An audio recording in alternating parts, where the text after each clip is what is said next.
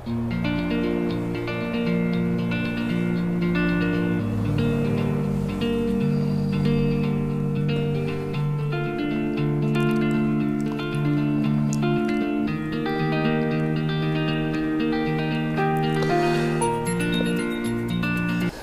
दोस्तों, आज हम लोग CNT एक्ट 1908 पर बात करेंगे। CNT एक्ट 1908 सिलेबस के अकॉर्डिंग 6 नंबर आएंगे, माफ कीजिएगा 6 प्रश्न आएंगे, यानी 12 नंबर आएंगे। आप यदि इस 6 नंबर के लिए, मैं कोशिश करूंगा कि इतना बेहतरीन तरीके से समझाऊं कि आपको समझ में आ जाएगा। कोशिश ये रहेगी कि इन 6 प्रश्नों के लिए पूरे जो CNT एक्ट है उसको 3-4 वीडियो में, क्योंकि एक बड़ा वीडियो अपलोड करने में बड़ी दिक्कत होती है, परेशानी होती है, तो 3-4 वीडियो में आपको धैर्यपूर्वक पार्ट 1, पार्ट 2, पार्ट 3 करके मैं बनाऊंगा, उसे देखना है। मैं पूरी तरह से आश्वस्त हूँ, पूरा भरोसा के साथ कह सकता हूँ कि आपको इसमें 100% समझ में आएगा और बेहद इंटरेस्टिंग लगेगा। और इसमें यदि सलाह माने तो इसमें यदि 6 घंटा का भी वीडियो हो तो आपको देखना चाहिए, क्योंकि इस 6 घंटे में आपको 6 प्रश्न आपको पूरी तरह से मिलेंगे। लेकिन ये हालांकि पूरे जो 3-4 वीडियो होगा वो 1-1.5 घंटा का आसपास, इससे ज़्यादा नहीं होगा। और इसको आप कई बार देख लें, अपने ढंग से पढ़ लें और इस पर फोकस करें। थोड़े से कुछ मेहनत करने से इसमें 6 के 6 प्रश्न आएंगे और आप बेहतरीन तरीके से करेंगे। तो CNT एक्ट 1908 जो है, इसको जानने के लिए सबसे महत्वपूर्ण जो भाग है, आपको उसके बैकग्राउंड या उसके पृष्ठभूमि को जानना पड़ेगा। मतलब CNT एक्ट 1908 कैसे बना, इसके पीछे क्या भूमिका थी, क्या बैकग्राउंड था, क्यों इतना स्ट्रॉन्ग जो है भूमि सुधार कानून बना, इसके बारे में आपको उसके इतिहास पे जानना होगा। उसको जाने बिना आप पूरे इस एक्ट को नहीं समझ पाएंगे, इसकी भी पूरी गारंटी है। तो इसीलिए इस वीडियो को पेशेंस के देखने के बाद जब CNT एक्ट के पूरे जो उसमें सेक्शन वाइज जब स्टडी करेंगे, और वो बहुत ही साइंटिफिक होगा, ये मेरा वादा है, इतना साइंटिफिक होगा कि आपको वो याद हो जाएगा। सिर्फ एक बार देखने भर से, या एक बार आप उसको बढ़िया से देखेंगे तो मैं पूरी गारंटी के साथ कहता हूँ कि उसमें आपको इतना इंटरेस्टिंग, इतना मज़ा आएगा कि वो आप देखने के बाद ही तय कर सकते हैं। वीडियो को देखना ज़रूरी है ताकि आगे आने वाले वीडियो में जो सेक्शन वाइज स्टडी होगा उसे आप समझ सकें। तो चलिए, झारखंड जब प्राचीन काल से लेके 15 नवंबर 2000 तक, जब तक झारखंड अलग नहीं हुआ, उससे पहले तक का जो झारखंड था, तो झारखंड का मतलब 2 चीज़ों से निर्धारित होता था। झारखंड मतलब छोटा नागपुर और संथाल परगना। ध्यान रखिए कि अंग्रेज़ों के समय में या उससे पहले भी जो झारखंड का क्षेत्र था, ये जो ब्लू रंग से आप देख रहे हैं, जो ये ब्लू रंग दिया हुआ है, तो ये जो इलाका है, ये इलाका जो आपका संथाल परगना है, ठीक है। और इसके लिए अलग कानून है SPT एक्ट, उसको भी पढ़ेंगे, उसमें भी 6 प्रश्न है। तो ये संथाल परगना क्षेत्र, और दूसरा जो ये बाकी जो रेस्ट क्षेत्र देख रहे हैं, ये रेस्ट क्षेत्र जो है छोटा नागपुर है। तो झारखंड की जो भौगोलिक बनावट है 2 चीज़ों से बनी हुई है, यानी छोटा नागपुर और संथाल परगना। तो हम जो इस एक्ट की बात करेंगे वो ये संथाल छोटा नागपुर एक्ट जो है, ये बाकी झारखंड के बारे में बात करेंगे। मतलब कि छोटा नागपुर टेनेंसी एक्ट जो है इस छोटा नागपुर पर लागू होता है। झारखंड जनजातियों की जो है ना, वो मातृस्थल रहा है, मातृभूमि रहा है। जनजातियों ने झारखंड को बसाने और आबाद करने में महत्वपूर्ण योगदान दिया।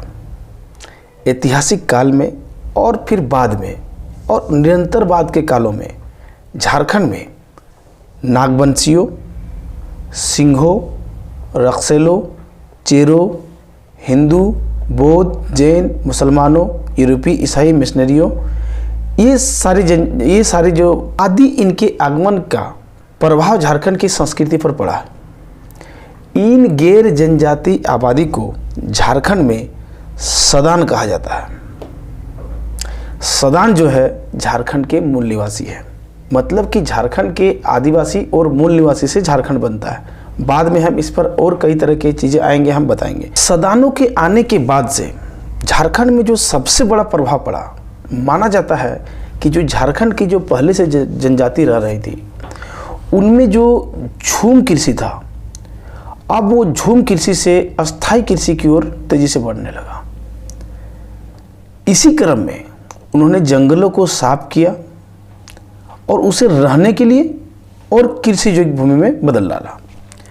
उनका बनाया हुआ जो खेत था उसको खुटखट्टी खेत बोलते हैं, और जो उनका बसाया गांव था वो खुटखट्टीदार गांव कहलाया। खेत जो बनाने वाले थे उसको खुटखट्टीदार कहा गया। खूंट का जो साधारण मतलब एक परिवार से होता है। खुटखट्टीदार व्यवस्था वास्तव में मुंडाओं की जो है उल्लेखनीय प्रगति थी। मतलब कि जहाँ भी खुटखट्टी शब्द प्रयोग आएगा इसका मतलब आपको समझ जाना है कि ये मुंडाओं के द्वारा विकसित किया गया है।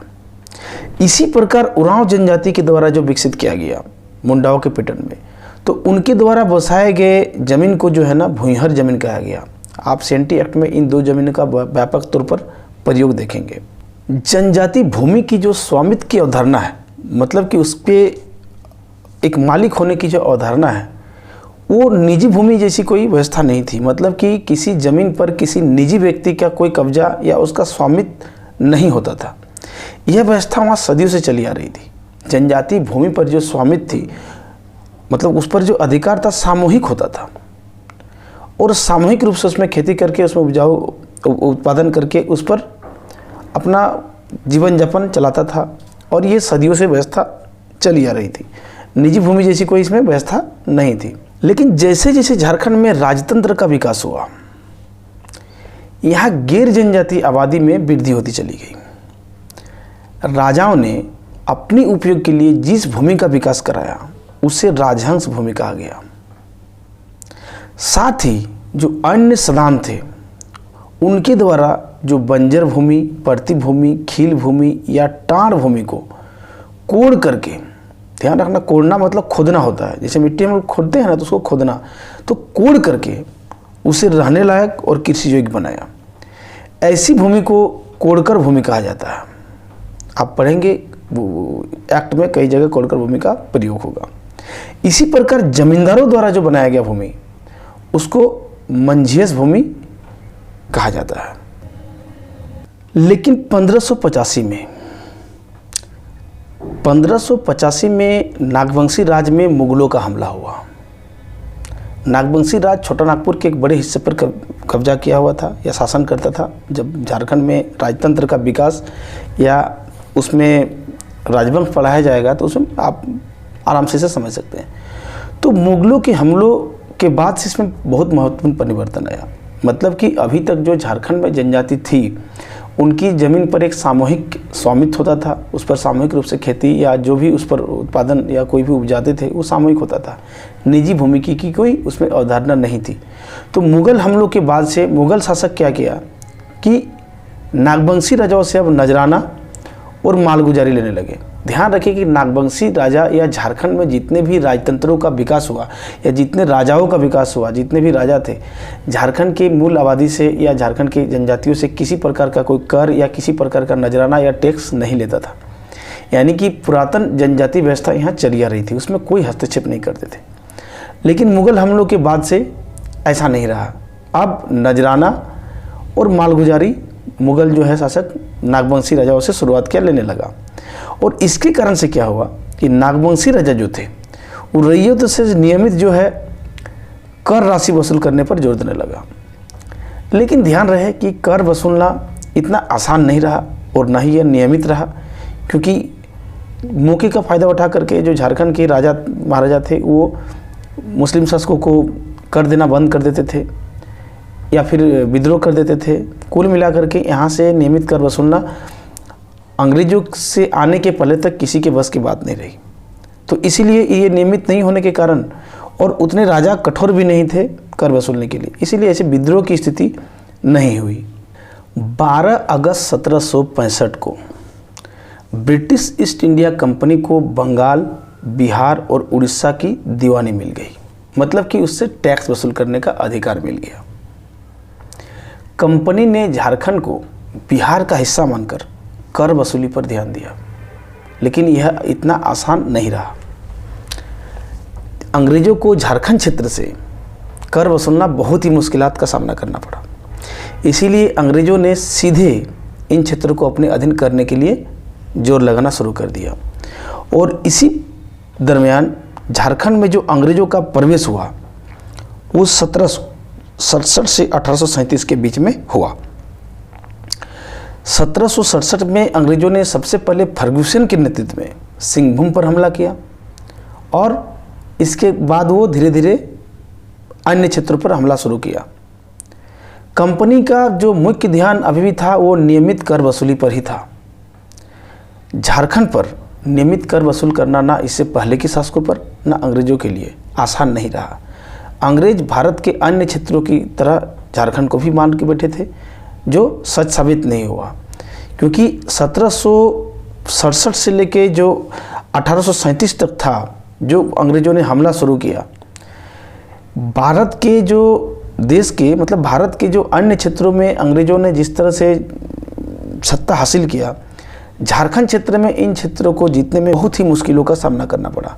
आप सोचिए कि 1767 से लेकर 1837 तक लगभग 70 सालों तक अंग्रेजों को झारखंड में जूझना पड़ा। झारखंड क्षेत्र को पूरी तरह से कब्जा करने और नियमित कर वसूली के लिए जूझना पड़ा 70 साल। तो कुल मिलाकर के जैसे जैसे झारखंड क्षेत्र को वो अपने नियंत्रण में लेते गए अंग्रेज, वैसे वैसे उसने कर वसूली पर यानी नियमित कर वसूली पर अलग अलग तरह का हथकंडा अपनाया। जैसे कि जीते गए जो छोटा नागपुर क्षेत्र था, झारखंड का जो क्षेत्र था, उस पर शासन करने के लिए कंपनी ने सबसे पहले पटना काउंसिल के अधीन एक मिलिट्री कलेक्टर जेकब केमक के अधीन इसे कर दिया, ताकि इस पर कठोर नियंत्रण रखा जा सके, इस पर निगरानी रखा जा सके। 1773 में इसे बंगाल प्रेसिडेंसी के अधीन कर दिया गया, ताकि इस पर कड़ी नियंत्रण रखा जा सके। लेकिन अंग्रेजों को अब तक ये समझ आ चुका था कि इन क्षेत्रों पर शासन करना और कर वसूल करना इतना आसान नहीं है, इसीलिए उसे एक विशेष भूखंड का दर्जा दिया और उस पर नज़र बनाए रखा। 1775 में S.G. व्हिटली को पलामू, रामगढ़ और छोटा नागपुर खास का मतलब रांची, गुमला और लोहरदगा, जो आज का जो जिले हैं, ये उस समय छोटा नागपुर खास कहा जाता था। तो इनका जो है हिटली को सब पहला सिविल कलेक्टर बनाया गया। सिविल कलेक्टर मतलब कि बाकी जगह की तरह ये कर वसूली और अन्य नियम कानून लागू करने की कोशिश अब करने वाले थे, लेकिन इन्हें सफलता नहीं मिली कर वसूली में। आगे एक और प्रयोग हुआ 1780 में रामगढ़ जिले के लिए। रामगढ़ के अंतर्गत उस समय पलामू, छोटा नागपुर खास और हजारीबाग ये सब आता था। तो 1780 में एक विशेष व्यवस्था लागू किया, जिसमें रामगढ़ क्षेत्र का कमान एक ऐसे अधिकारी को दे दिया गया जिसमें कलेक्टर, मजिस्ट्रेट और जज ये तीनों अधिकार उसमें अंदर समाहित थे। लेकिन इसके बावजूद भी ब्रिटिश कंपनी को इससे कोई भी लाभ नहीं हुआ। ना तो इस पर अशांति को दूर किया जा सका, ना नियमित कर वसूल किया जा सका, ना ही इन यहाँ के लोगों के जो विरोध था और विद्रोह की जो प्रवृत्ति थी उसे रोका जा सका। 1787 में कर वसूली पर एक और कदम आगे बढ़ते हुए नीलामी प्रथा शुरू करवाया। नीलामी प्रथा में क्या हुआ कि इसमें ठेकेदार, साहूकार, दलाल, सूदखोर, महाजनों का आगमन हुआ, या यूँ कहें कि उन्हें इन्वाइट किया गया और ठेके पर नीलामी प्रथा शुरू करने से ज़मीन नीलाम होने लगे। इसी का जो एक आगे अन्य जो अपग्रेडेड वर्जन था 1793 में कॉर्नवालिस ने जमींदारी प्रथा लागू कर दिया। यह भूमि व्यवस्था जो था अब तक की सबसे गंभीर बदलाव था, क्योंकि जमींदारी प्रथा में जमींदार को अब ज़मीन का स्वामी बना दिया गया, उसको भूस्वामी बना दिया गया, या उस पर जो ज़मीन का जो स्वामित्व था, भूमि का जो स्वामित्व था, अब जमींदार हो गए एक झटके में। और जमींदार को ज़मीन पर बेचने, उस पर नीलाम करने और तरह तरह के तमाम अधिकार दिया गया। अब केवल उसके अंदर जो किसान या काश्तकार थे, इसके अंदर जो रैयत था, अब केवल जमींदार के कृपा पर निर्धारित हो गए। झारखंड क्षेत्र के लिए ये बहुत ही अस्वीकार्य था और ये संभव नहीं था इसे मानना। यही कारण था कि अब बाहरियों मतलब दीकुओं का, झारखंड में बाहरी को दीकू कहा जाता है, तो दीकुओं, राजाओं और जो ये बिचौलिए आए थे नीलामी प्रथा के बाद से, इनके खिलाफ विद्रोह शुरू हो गई। ज़बरदस्त तरीके से लामबंदी शुरू हुई। कंपनी ने इन विद्रोह को दबाने के लिए 1799 में विनियमन 7 के द्वारा जमींदारों को जो है वो गिरफ्तारी और नीलामी का अधिकार दे दिया। आप कल्पना कर सकते हैं कि इससे रैयतों पर कितने जुल्म और कितने शोषण हुआ होगा। ज़बरदस्त शोषण और जुल्म बढ़ गया। क्योंकि उसे ज़मीन को नीलाम भी कर सकता था समय पर कर नहीं देने पर, और उसको गिरफ्तारी तक कर लेते थे, उसको प्रताड़ित करते थे, उसका ज़बरदस्त शोषण करते थे। इन्हीं कारणों से क्या हुआ कि 1831-32 में भयंकर कोल विद्रोह हुआ, जिसको आप पढ़े होंगे। 32-33 में भूमिज विद्रोह हुआ, और इनके पीछे यही जमींदारी व्यवस्था और भूमि से संबंधित जो बदलाव या कानून था, यही इसके पीछे सबसे विभत्स रूप से जिम्मेदार था। सरकार ने क्या किया कि इनका ज़बरदस्त तरीके से दमन चक्र चलाया। गांव-गांव में घुस करके गिरफ्तारी, मारपीट, यहाँ तक कि गाँव तक को जला दिए गए। इससे जनजाति जो थे गांव छोड़कर देश के अन्य भागों में भागकर शरण ले लिए। दमन चक्र के अलावा भी कंपनी ने एक बड़ा प्रशासनिक बदलाव भी किया। अब जो रामगढ़ जिला को था उसको भंग कर दिया, और 1833 के रेगुलेशन 13 के द्वारा south west frontier agency NWFA का गठन किया। यह 1934 में बनके तैयार हुआ। इसका जो मुख्यालय था ये किशुनपुर था, जो वर्तमान रांची जिला में ये आता है। टी विल्किंसन को, जो उस समय गवर्नर जनरल का एक पॉलिटिकल एजेंट था, इसको इसका प्रमुख बनाया गया। NWFA में 3 डिवीजन या जिला था। उसमें था लोहरदग्गा, मानभूम और हजारीबाग। चौथा डिवीज़न जो बाद में सिंहभूम को जोड़ा गया था 1837 में, जब विल्किंसन ने वहाँ कोल्हान क्षेत्र को जीत लिया अंतिम रूप से, और फिर बाद में डलहौजी ने ज़बरदस्ती एकदम संबलपुर को इसमें शामिल किया था। खैर, इस पर जोर नहीं देना है। 1837 में जब विल्किंसन ने कोल्हान क्षेत्र को जीत लिया और इसको NWFA में जोड़ दिया, उसके साथ से इन क्षेत्रों में उन्होंने विल्किंसन रूल लागू किया। 1837 में विल्किंसन रूल को लाया सिंहभूम क्षेत्र में। लेकिन इसके बावजूद भी अशांति रुकी नहीं, और ना ही किसी प्रकार की कोई एक कुशल प्रशासन दे पाया ब्रिटिश गवर्नमेंट। ना तो अच्छे से कर वसूल हुई, और ना यहाँ इलाका जो शांत रहा। इसी कारण से क्या किया कि 1854 में NWFA को समाप्त कर दिया। उन्हें लगा कि इसे और भी माइक्रो लेवल पर शासन करने की ज़रूरत है, तो NWFA को समाप्त करके इसके जिलों को अब नॉन रेगुलेशन डिवीज़न या क्षेत्र घोषित कर दिया। नॉन रेगुलेशन डिवीज़न का मतलब था, या नॉन रेगुलेशन क्षेत्र तो मतलब निषिद्ध क्षेत्र। अब यहाँ जो बाकी भारत में कोई कानून वगैरह बनता था या कोई बदलाव होता था, तो इन क्षेत्रों में बदलाव नहीं लागू हो सकता था। एक विशेष क्षेत्र घोषित हो गया, निषिद्ध क्षेत्र घोषित कर दिया गया, और इनको एक कमिश्नर के अधीन कर दिया गया।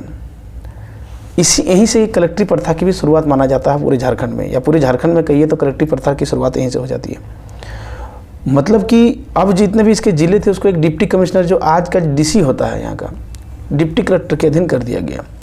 और इसके बावजूद भी असंतोष जो था ये रुका नहीं। केवल प्रशासनिक बदलाव से असंतोष रुकने वाला था नहीं। ब्रिटिश गवर्नमेंट अभी तक ठीक से नहीं समझ पाए थे कि इसका समाधान वास्तव में क्या करना चाहिए। इसी बीच में 1857 का जघन्य विद्रोह हो गया। विद्रोह का तो दमन अंग्रेजों ने कर दिया, ठीक है। विद्रोह के दमन के बाद ब्रिटिश गवर्नमेंट अब इसकी जड़ पर, जो इसकी प्रॉब्लम की जड़ पर जाने की कोशिश कर रहे थे। तो ध्यान रखिए कि कोल विद्रोह में जो सताए गए आदिवासी थे वो 1858 तक अब पुनः अब अपने क्षेत्र में आने लगे थे, क्योंकि वो जो भाग करके जो कोल विद्रोह में जो भाग करके जो भारत के विभिन्न भागों में गए थे, तो वहाँ भी देखा कि अंग्रेजों का पूरे भारत पर इस पर शासन हो चुका था। तो इसलिए वो अपने घर लौटे, और घर लौटने पर देखा कि उनकी ज़मीनों को जो है बिचौलियों ने कब्जा कर लिया। ज़मीन को वापस करने की मांग किया, लेकिन ज़मीन वापस नहीं किया, और ज़मीन वापस नहीं करने के कारण यहीं से सरदारी आंदोलन की शुरुआत होती है। सरदारी आंदोलन का मतलब है कि भूमि के लिए लड़ाई, इसे मुल्की लड़ाई भी कहते हैं। तो यह आंदोलन जो है 1858 से लेके 1895 तक चला। सरकार ने इसके जवाब में इनकी समस्या के समाधान के लिए लोकनाथ शाही के द्वारा, जो उस समय राजस्व अधिकारी हुआ करते थे, लोकनाथ शाही के द्वारा सर्वे कराया गया। हालांकि सर्वे के बीच में 1862 में इसकी मौत हो गई। शाही के द्वारा जो सर्वे किया जाता है उसको थाक सर्वेक्षण भी कहते हैं। इनके द्वारा ये पाया गया कि ज़मीन हड़पने की जो बात था वो सच था। इनकी मौत के बाद 1869 में बाबू राखालदास हल्दर ने सर्वेक्षण को और बंदोबस्त का काम को आगे बढ़ाया। इसे राखाल सर्वे या भुइंहरी सर्वे भी कहा जाता है, क्योंकि ये भुइंहरी ज़मीन के लिए ही सर्वे किया गया था, जिसे छीन लिया गया था बिचौली के द्वारा कोल विद्रोह के बाद से। सरकार ने लोकनाथ सर्वे के आधार पर छीनी गई जो भुइंहरी ज़मीन थी उसे वापस करने का फैसला किया, और इसी संदर्भ में 1869 में छोटा नागपुर भूधात्री अधिनियम, छोटा नागपुर टेनेंसी एक्ट पास किया। लेकिन ये ध्यान रखिए, ज़मीन केवल भूमिहर ज़मीन के लिए था। छोटा नागपुर टेनेंसी एक्ट जो था ये निश्चित रूप से लाभ दिया, इसमें कोई शक नहीं है, लेकिन सरदार इससे संतुष्ट नहीं हुए। उसके पीछे कारण था कि वो अपने पूर्वजों की सभी ज़मीन को वापस चाहते थे, जैसे कि राजहंस, खुटकट्टी और कोड़कर, क्योंकि ये उन्हीं के क्षेत्रों में बनाए गए थे या उन्हीं की ज़मीन को कुछ मामलों में कन्वर्ट भी कर दिया गया था। इसमें सच्चाई तो है।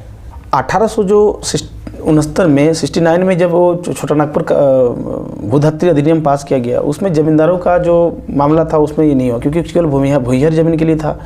तो ज़मींदारों ने जो अब तक ज़मीन कब्जा करके रखा था या उनके जाने के बाद जो जितने ज़मीन पर बड़े स्तर पर कब्जा कर लिया था, तो उनके हित के लिए फिर 1879 में छोटा नागपुर जमींदार एवं काश्तकार प्रक्रिया अधिनियम पास किया। इसमें पट्टेदारों, जिसमें रैयतों के विभिन्न वर्ग दिया गया था, उनको पर्याप्त सुरक्षा देना और जमींदारों को पर्याप्त सुविधाएं देना, ये दोनों शामिल था, इस एक्ट का उद्देश्य था। तो इससे जमींदार और इस प्रकार से भूमिहर दोनों को समाधान कर लिया गया। लेकिन सरदार अपना ज़मीन दोबारा हासिल करने के लिए, इतना होने के बाद भी सरदार जो अपनी ज़मीन थी दोबारा हासिल नहीं कर पा रहे थे। उन्होंने कई अर्जी दी, यहाँ तक कि ज़बरदस्त तरीके से उन्होंने ईसाई में धर्मांतरित हुआ, क्योंकि ईसाई मिशनरी द्वारा उसे विश्वास दिलाया गया था कि ईसाई बनने से उनकी समस्या का समाधान हो जाएगा। लेकिन ऐसा हुआ नहीं, उनकी मदद नहीं किया गया। 1890 तक आते आते जो सरदार थे, मतलब कि जो कोल विद्रोह के बाद जो गए थे, जो आदिवासी सरदार थे, वो समझ चुके थे कि पुलिस, अधिकारियों और न्यायालय और यहाँ तक मिशनरी भी कोई मदद नहीं कर सकता है। इसी के कारण से उन्होंने क्या किया, अब सभी यूरोपियनियों, मिशनरियों, अफसरों जो भी था उनके खिलाफ जो है ना वो काफ़ी उग्र हो गए। और उसे इस समय एक ज़बरदस्त नेता की ज़रूरत थी। और इसी बीच में चमत्कारिक नेता के रूप में भगवान बिरसा मुंडा अपने आप को सिंहभोगा घोषित करते हैं। सिंहभोगा मतलब होता है भगवान। इसी बीच में 1897 में बंगाल टेनेंसी एक्ट पास हुआ, जो इनकी समस्या को समाधान नहीं करता था। यही कारण है कि 1899 से 1900 के बीच में प्रचंड विद्रोह होता है, बिरसा मुंडा का विद्रोह करते हैं, इसको उलगुलान कहते हैं। ज़बरदस्त तरीके से यहाँ से अंग्रेजी सत्ता को ही यहाँ से उखाड़ फेंकने के लिए आंदोलन शुरू हो गया, क्योंकि वो जान गया कि उसकी असल जड़ ये सभी जो वर्ग है वही है, चाहे यूरोपीय मिशनरी हो, चाहे थाना, पुलिस, न्यायालय, चूँकि वो हर जगह अपनी अर्जी दे के देख चुके थे। तो इस विद्रोह को सरकार ने दमन चक्र चला करके तो समाप्त कर दिया। लेकिन दमन चक्र चलाने के बाद सरकार ने इसकी समस्या के समाधान के बारे में सोचा। तो इसके लिए क्या किया कि 1902 में उन्होंने सर्वे कराया, और ये सर्वे 1903 में पूरा हुआ। और इसी सर्वे के आधार पर तत्कालीन वायसराय जो लॉर्ड मिंटो दीती थे, उनके समय में 11 नवंबर 1908 को CNT एक्ट पास हुआ। इसे बंगाल रेगुलेशन 6 एक्ट 1908 भी कहते हैं।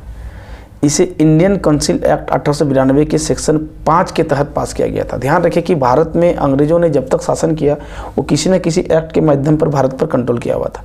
1773 के एक्ट से शुरू होता है और भारत शासन अधिनियम 1947 में ख़त्म होता है। 1892 के एक्ट के बाद आप देखते होंगे कि उसके बाद 1909 का एक्ट आता है, फिर 1919 का एक्ट आता है, फिर 1935 का आता है, इस तरह चलते रहता है। तो कहने का मतलब ये इंडियन काउंसिल एक्ट 1892 के सेक्शन 5 के अंतर्गत ये CNT एक्ट पास हुआ था। CNT एक्ट के जो ड्राफ्ट को जॉन बाप्टिस्ट हाफमैन ने तैयार किया था। वास्तव में यह एक जर्मन पादरी थे, और इनकी जो सहायता जो किया था वो मिस्टर लिस्टर और मेजर हर्ट्स ने किया था। इस एक्ट को आदिवासियों का मैग्ना कार्टा भी कहा जाता है। जैसे मूल अधिकार को मैग्ना कार्टा कहा जाता है भारतीय नागरिकों के लिए, उसी प्रकार से आदिवासियों के लिए जो है CNT एक्ट 1908 को मैग्ना कार्टा कहा जाता है। यह एक्ट जो है सरायकेला और खरसवा को छोड़ करके पूरे छोटा नागपुर में लागू हुआ। सरायकेला और खरसवा में जो यह एक्ट जो है 1951 में आज़ादी के बाद लागू किया गया। झारखंड जब अलग हुआ तो इसे 15 नवंबर 2000 को लागू किया गया। स्वाभाविक रूप से नए तरीके से अलग राज्य के रूप में लागू तो पूरे झारखंड में था ही, लेकिन कभी प्रश्न बना सकता है तो 15 नवंबर 2000 को झारखंड में लागू होगा। बाद में 66वें संविधान संशोधन अधिनियम 1990 में इसे संवैधानिक अधिकार दिया गया, ठीक है, और उसे बाद में 9वीं अनुसूची में डाल दिया गया। इसमें 2 बार ठोस संशोधन का प्रयास हुआ। दोनों संशोधन हम लोग बाद में देखेंगे। पहला 1920 में, और दोनों बार CNT एक्ट को कमजोर करने का प्रयास हुआ, और दूसरा जो है 2016 में। हम देखते हैं कि ये सफल नहीं हुआ, ये संशोधन 2016 में भी देखते हैं सफल नहीं हुआ। आगे अब नेक्स्ट वीडियो में हम देखेंगे कि सेक्शन वाइज इस एक्ट के एक एक चीज़ को हम देखेंगे ताकि आपको पूरी तरह से समझ में आ जाए। धन्यवाद।